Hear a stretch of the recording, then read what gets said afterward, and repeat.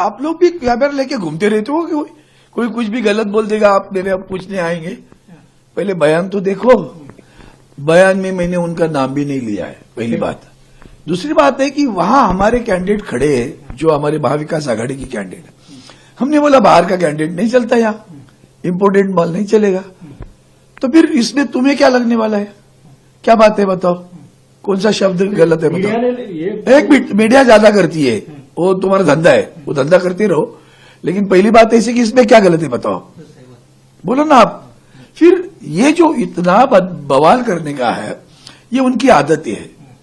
आदरणीय प्रियंका गांधी जी ने जब बताया था इनकी नीति कितनी नीची है, तो क्या बोला था उन्होंने? मेरी जात निकाली थी, जबकि उन्होंने कभी नहीं कहा था। और आप मीडिया बताते रहे, क्योंकि प्रधानमंत्री बोल रहे हैं ना, तो झूठ बोलने में सबसे माहिर है वो। अरे आदरणीय प्रधानमंत्री जी ने आरोप लगाया सिंचाई घोटाला हुआ 75,000 करोड़ का। क्या हुआ?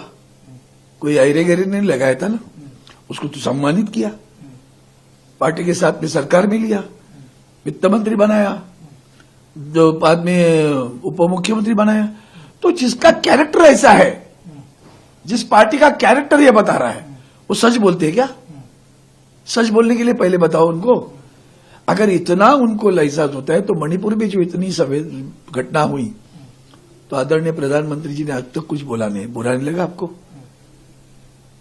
देश की महिलाओं को विवस्त्र होकर उनकी ढिंड निकाली गई है, उसके ऊपर आदरणीय प्रधानमंत्री कुछ नहीं बोलते, अवमान नहीं हुआ?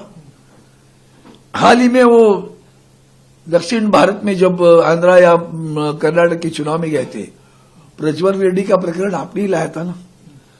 उसके पिताजी के प्रचार के लिए कौन गया था? आदरणीय प्रधानमंत्री तो गए थे ना प्रचार के लिए। तब क्या हुआ? महिलाओं का सम्मान हुआ। आशीष शेलार ने जो वक्तव्य किया, हमारी किशोरी ताई जो हमारी मुंबई की सम्मानीय मेयर रही, तो उसके बाद में क्या हुआ? कुछ कार्रवाई की आपने? वो गंदा शब्द मैं आज भी प्रयोग नहीं कर सकता।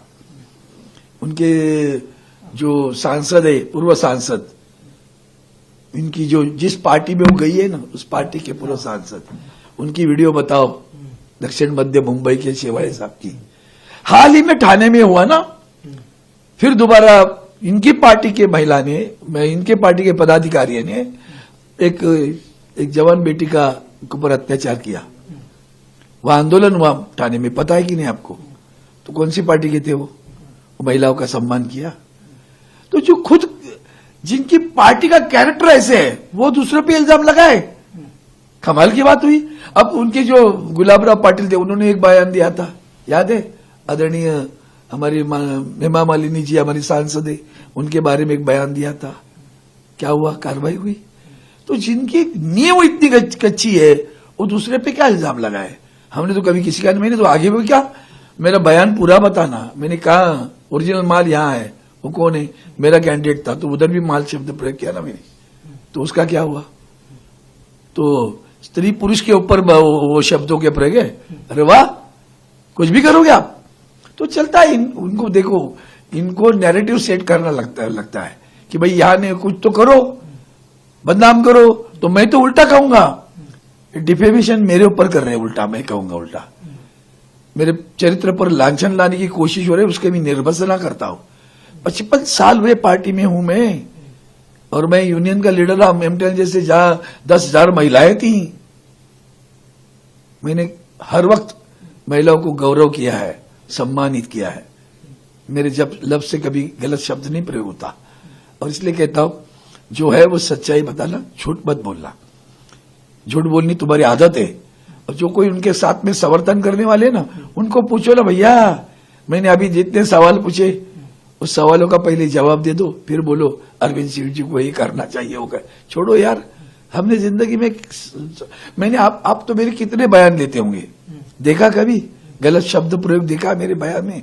तो फिर क्या है? आज होता? कभी नहीं होगा। और दूसरी बात, शाइना ऐसी वैसे भी मेरी मित्र रही है, उन्होंने मेरे लिए काम भी किया है, मैं उनका सम्मान करते रहा, आज भी करता हूं और कल भी करता रहूंगा, कोई दिक्कत नहीं है। लेकिन गलत लगा के जो राजनीतिक लाभ उठाने की कोशिश हो रही है, वो तो निंदनीय है, वो एकदम निंदनीय है। जब पार्टी बदलते जाते हो तुम लोग, विचारधारा क्या है कि तुम्हारी सत्ता जो हमारे आदरणीय उद्धव साहब बोलते हैं, सत्ता जिहादी हो गई है। तो उसके लिए कुछ ना कुछ नया नाटक करना है, बाकी क्या है, असफलता ढाकनी है उनको, समझे आप।